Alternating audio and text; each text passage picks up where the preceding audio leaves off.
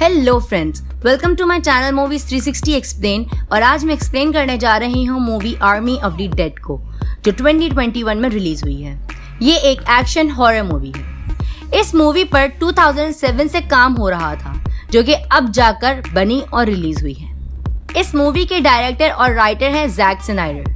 Jack अपनी action और super hero movies के लिए काफी फेमस है, लेकिन उन्होंने शुरुआत की थी एक ज़ॉम्बी मूवी से, डॉन ऑफ द डेड, और वो मेरी फेवरेट ज़ॉम्बी मूवी है। और अब वो दोबारा ज़ॉम्बी जॉनरा में आए हैं, तो मेरी एक्साइटमेंट कुछ ज्यादा ही है। ये मूवी नेटफ्लिक्स पर अवेलेबल है, तो आप इसे मिस बिल्कुल नहीं करना। और अब बिना टाइम को वेस्ट किए चलना शुरू करते हैं इस वीडियो को। लेकिन आगे बढ़ने से पहले एक छोटी सी रिक्वेस्ट, जो कि है चैनल को सब्सक्राइब और वीडियो को लाइक और शेयर करने की।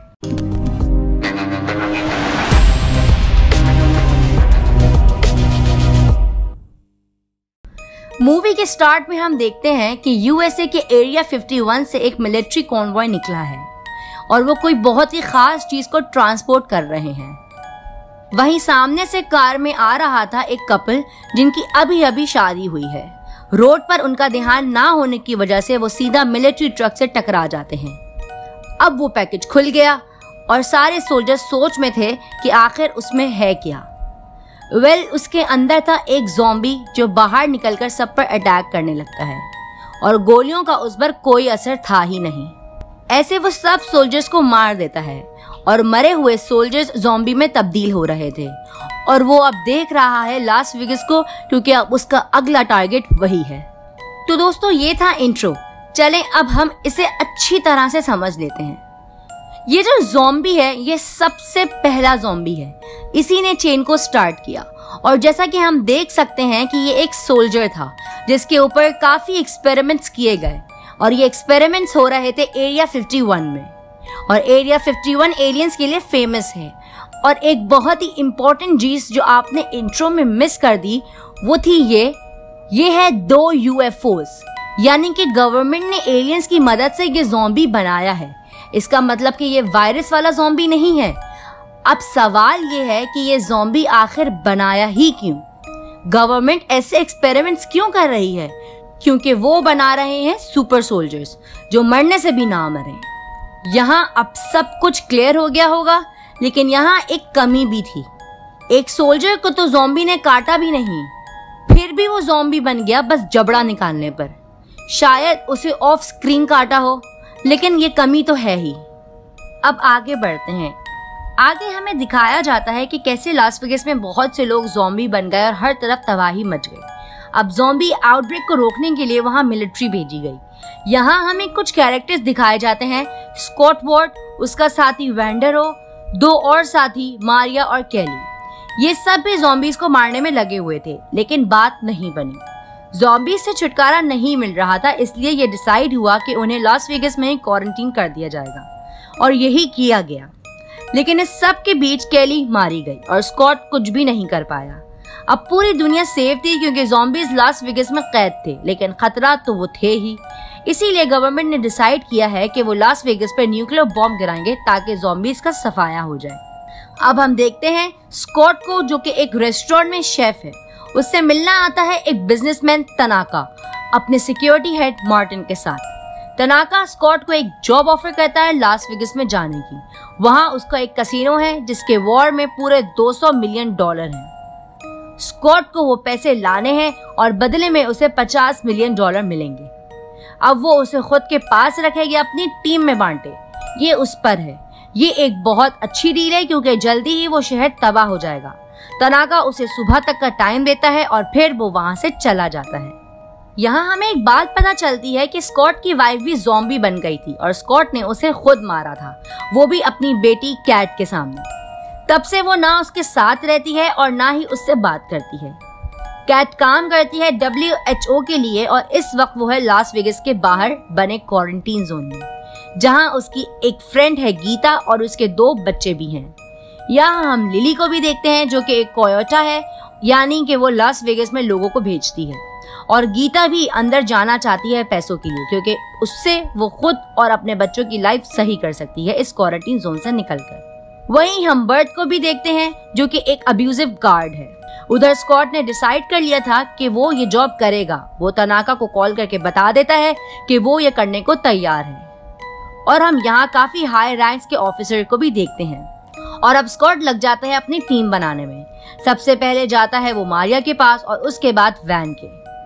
वो अपने साथ साथ उन दोनों को भी 15 मिलियन देने वाला था और बाकी बचे 5 मिलियन में वो कुछ और लोगों को जमा करेंगे, जिसमें से एक है पायलट मैरियन, एक शार्प शूटर माइकी जो कि एक यूट्यूबर भी है, और आखिर में डीटर जो कि वार्ड को खोलेगा।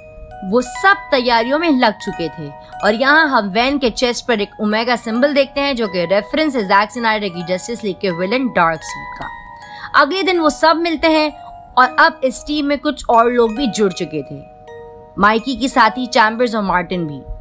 यहाँ तनाका उन्हें प्लान बताता है कि शहर में एंटर होकर उन्हें कसिनो तक जाना है और बेसमेंट में सेफ है और छत पर एक हेलीकॉप्टर है जिसमें बैठकर वो सब वहां से निकल जाएंगे। फिर स्कॉट जाकर बात करता है कैट से क्योंकि उसकी हेल्प से वो अंदर जा सकते हैं और वो अपने 15 मिलियन उसे देगा ताकि उससे वो अपनी पढ़ाई मुकम्मल कर सके और एक अच्छा फ्यूचर बना सके खुद के लिए। अब आता है वो दिन जब वो अपने काम को अंजाम देंगे। कैट ने लिली को भी शामिल कर लिया था क्योंकि वो शहर को अच्छे से जानती है और वही उन्हें अंदर लेकर जाएगी भी, और लिली शामिल कर लेती है बर्ट को। कैट का काम बस इतना ही था। फिर वो चली जाती है गीता के पास। गीता के बच्चे बताते हैं कि वो कल रात से नहीं आई। कैट समझ जाती है कि लिली ने गीता को शहर में जाने के लिए मदद करी है। लिली भी इस बात से इनकार नहीं करती क्योंकि ये तो उसका काम था, लेकिन उसको ये नहीं पता था कि उसके 2 बच्चे भी हैं, वरना वो उसे कभी अंदर नहीं भेजती। अब कैट के पास कोई और चॉइस नहीं थी, इसलिए वो डिसाइड करती है कि वो भी अंदर जाएगी। स्कॉट इससे राजी नहीं होता, लेकिन कैट उसे ब्लैकमेल करके अपने साथ जाने के लिए मना लेती है। फिर वो एक कंटेनर से होते हुए अंदर पहुंच जाते हैं और यहाँ हम ढेर सारी डेड ज़ॉम्बीज की बॉडी देखते हैं। अंदर जाते ही उन्हें दिखती है एक ऐसी चीज जिसे देखकर सबके होश उड़ गए थे, एक ज़ॉम्बी टाइगर जिसका नाम है वैलेंटाइन। लिली बर्ट के पाँव में गोली मार देती है और उसके बाद वो उसे बांध देती है। वो बताती है कि अगर हमें आगे जाना है तो हमें ट्रेड करना होगा। अब वो सब हैरान थे क्योंकि ज़ॉम्बीज तो ब्रेनलेस होते हैं। लिली उन्हें बताती है कि यहाँ कुछ अलग तरह के ज़ॉम्बीज भी रहते हैं जो कि स्मार्ट और ऑर्गेनाइज्ड हैं, जिन्हें कहते हैं अल्फास। इंसानों को लगता है कि ये शहर ज़ॉम्बीज के लिए जेल है, लेकिन ये असल में उनका किंगडम है। यहाँ वो राज करते हैं और अगर उन्हें आगे जाना है तो उन्हें ट्रेड करना ही पड़ेगा, और उसके लिए बर्ट परफेक्ट है क्योंकि वो एक रेपिस्ट है और वो यही डिजर्व करता है। फिर वहाँ कुछ देर बाद एक अल्फा फीमेल ज़ॉम्बी आती है जिसका नाम है द ब्राइड। अब वो बर्ट को खाने के बजाय उसे ले जाती है ओलंपस नाम के एक कसिनो में, जो कि उनका ठिकाना है। कैट को लगता है कि अगर गीता जिंदा है तो वो यकीनन वहीं होगी। वहाँ ढेर सारे अल्फाज थे और साथ ही उनका लीडर ज़्यूस, जो कि वही ज़ॉम्बी है जिसने ये सब स्टार्ट किया था। यहाँ हमें पता चलता है कि ये दोनों कपल हैं, और इतना ही नहीं, ब्राइड के पेट में उसका बच्चा भी है। ज़्यूस बर्ट के हाथ पर काट लेता है जिससे वो भी अल्फा बन जाएगा। यहाँ हम समझ पाते हैं कि वो अपनी पॉपुलेशन को बढ़ाने में लगा हुआ है, यानी कि जो मूवी का टाइटल है army of the dead. Lily उन्हें एक बिल्डिंग के अंदर से आगे लेकर जाती है क्योंकि उनमें से कोई भी ओलंपस के करीब नहीं जाना चाहता था। उस बिल्डिंग में स्लो ज़ॉम्बीज हाइबरनेशन में थे, यानी कि वो सब सो रहे थे। खाना नहीं मिलेगा तो और क्या करेंगे, ये सब अपनी एनर्जी बचा रहे हैं। अब उन्हें बिना जगाए वो सब आगे बढ़ रहे थे ग्लो स्टिक की मदद से। बाकी सब तो आगे बढ़ जाते हैं, लेकिन मार्टिन चैम्बर्स का रास्ता डाइवर्ट कर देता है क्योंकि चैम्बर्स को उसके ऊपर शक हो गया था।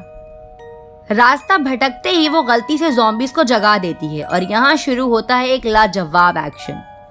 चैम्बर्स हार ना मानते हुए ज़ॉम्बीज को मारती है, लेकिन ज़ॉम्बीज काफी ज्यादा थे, उसका बाहर निकल पाना इम्पॉसिबल था। लेकिन वो पॉसिबल बना लेती है ढेर सारी ज़ॉम्बीज की लाशें बिछाकर। वो बाहर निकलने वाली ही थी, लेकिन तभी मार्टिन दरवाजे को लॉक कर देता है। यहाँ हम समझ जाते हैं कि वो सच में बुरा आदमी है। वो माइकी को जाकर बताता है कि तुम्हारी साथी का नहीं पता, और तभी हम देखते हैं चैम्बर्स खिड़की तोड़कर बाहर आ जाती है। उसने अभी भी हार नहीं मानी थी, लेकिन इतना फाइट बैक करने का कोई फायदा नहीं होता। वो शिकार बन जाती है। उसे तड़पता देखकर माइकी उसके गैस टैंक को शूट कर देता है, जिससे काफी ज़ॉम्बीज भी मर जाते हैं और चैम्बर्स भी। एक टीम मेंबर को खोकर वो कसिनो पहुंच गए थे और अंदर उन्हें मिलते हैं उसी सेफ के ब्लूप्रिंट्स, जिससे उन्हें पता चलता है कि ये पहला मिशन नहीं है। उनसे पहले भी टीम्स यहाँ आ चुकी हैं। मार्टिन कहता है कि उसे इस बारे में कुछ नहीं पता। अब मैरियन जाती है हेलीकॉप्टर को रेडी करने। स्कॉट और कैट जाते हैं जनरेटर को ऑन करने और वहां उनकी डिस्कशन से हमें पता चलता है कि कैट अपनी मां के मरने की वजह से उनसे नाराज नहीं थी, बल्कि वो उस एक्सीडेंट के बाद से उनसे ना मिलने आए और ना बात करी, इस वजह से वो गुस्सा थी। मार्टिन और लिली बाहर फेरा दे रहे थे, लेकिन असल में मार्टिन के इरादे कुछ और थे। वो ब्राइट को वहां बुलवाकर उसे ट्रैप कर लेता है। दूसरा अल्फा ज़ॉम्बी मार्टिन पर अटैक करता है, लेकिन लिली उसे मार देती है।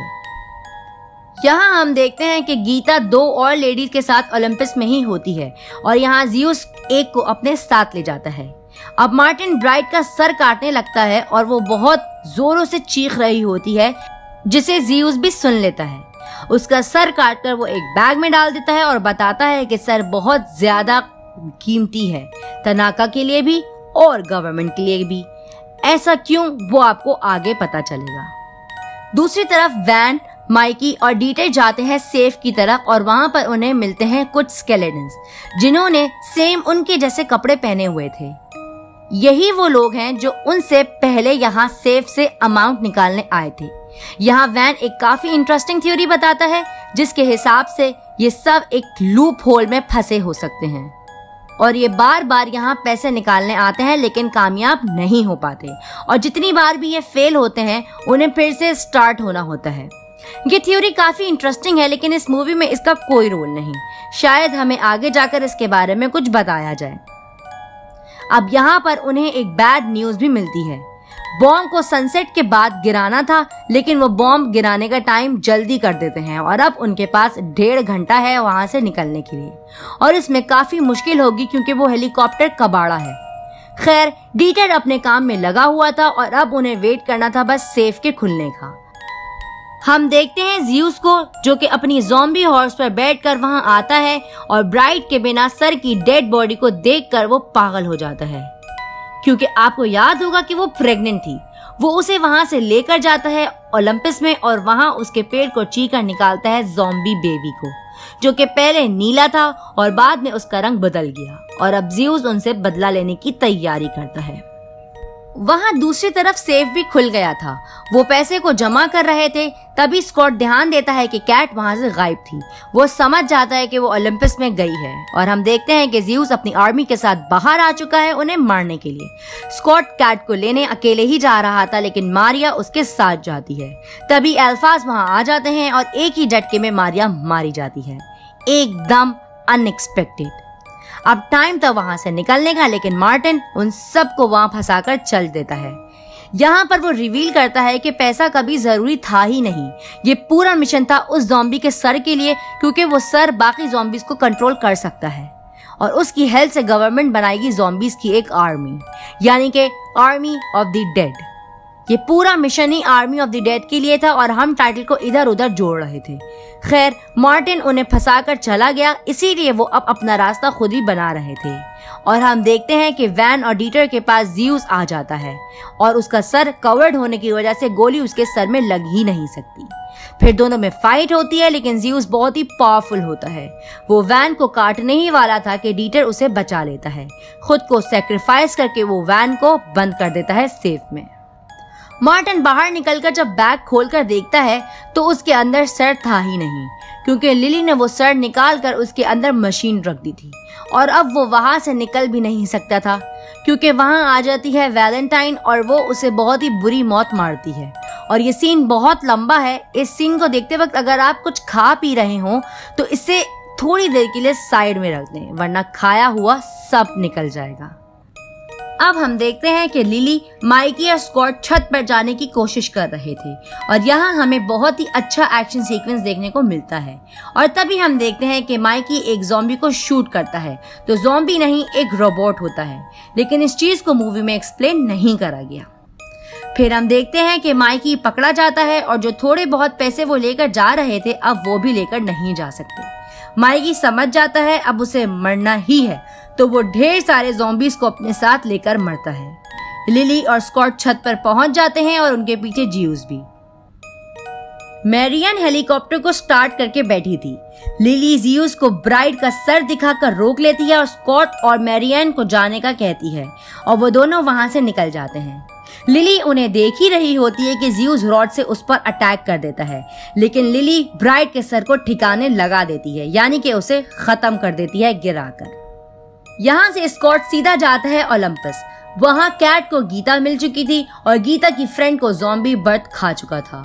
अब वो उन दोनों पर अटैक करने आता है, लेकिन कैट उसे मार देती है और इतनी देर में जियूस भी वहाँ पहुँच जाता है, लेकिन स्कॉट उन्हें बचा लेता है और वो सब फिर छत पर पहुँच जाते हैं। लेकिन हेलीकॉप्टर गायब था। उन्हें ये लगता है कि मैरियन उन्हें धोखा देकर चली गई, लेकिन वो नहीं गई थी। फिर वो सब हेलीकॉप्टर में बैठ जाते हैं और जियूस भी उनके पीछे पीछे हेलीकॉप्टर में आ जाता है। फिर जियूस और स्कॉट में फाइट हो रही होती है, जिसकी वजह से गोली लग जाती है मैरियन को, लेकिन वो फिर भी उन्हें बाहर निकाल लेती है न्यूक्लियर बॉम्ब के गिरने से पहले। और जियूस स्कॉट को काट लेता है, लेकिन वो फिर भी उसका सर उड़ा देता है। और यहाँ हम ब्लू पार्टिकल्स देख सकते हैं। इसका मतलब ये है कि उसके अंदर एलियन डीएनए है, जिसका हिंट हमें पहले भी दिया होता है। अब यहाँ लास वेगास शहर खत्म हो जाता है और बॉम्ब के फटने की वजह से हेलीकॉप्टर क्रैश हो जाता है। उधर तनाका समझ जाता है कि मिशन पूरा नहीं हुआ, क्योंकि उसे मार्टिन की कॉल नहीं आती। क्रैश के बाद हम देखते हैं कि मैरियन मर चुकी है और गीता की बॉडी भी दिखती है, लेकिन उसका क्लियर नहीं कि वो मरी भी है या नहीं। और हम देखते हैं कि कैट को स्कॉट कुछ पैसे देता है जिससे वो अपनी न्यू लाइफ स्टार्ट कर सके, और वो कैट से कहता है कि तुम्हें मुझे मारना होगा। और तब वो भी ज़ॉम्बी में तब्दील हो जाता है और कैट उसे मार देती है। और तब उसे समझ आता है कि स्कॉट को अपनी वाइफ को मारना कितना टफ रहा होगा। खैर, अब हालात यहाँ पर काबू में आ चुके हैं। इसके बाद हम सीधा देखते हैं वैन को, जो कि सेफ में होने की वजह से बच गया था। और ये भी नोट करने वाली बात है कि न्यूक्लियर बॉम्ब के रेडिएशंस का उस पर कोई असर नहीं हो रहा था। वो अपने साथ ढेर सारे पैसे भी लाता है, जिसकी मदद से वो एक प्राइवेट प्लेन हायर करता है मेक्सिको जाने के लिए। रास्ते में उसकी तबीयत बिगड़ रही होती है, वो देखता है तो उसे जियूस के बाइट का निशान दिखता है, यानी कि हालात काबू नहीं हुए। अब ये प्लेन मेक्सिको उतरेगा और वहां शुरू होगा नया आउटब्रेक।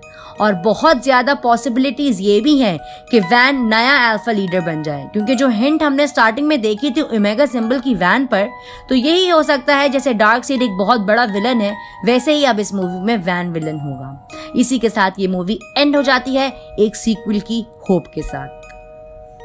दोस्तों, इससे पहले हमने किसी ज़ॉम्बी मूवी में इतना कुछ नहीं देखा और एक ही मूवी में इतना कंटेंट। इसमें काफी कुछ नया ट्राई किया गया।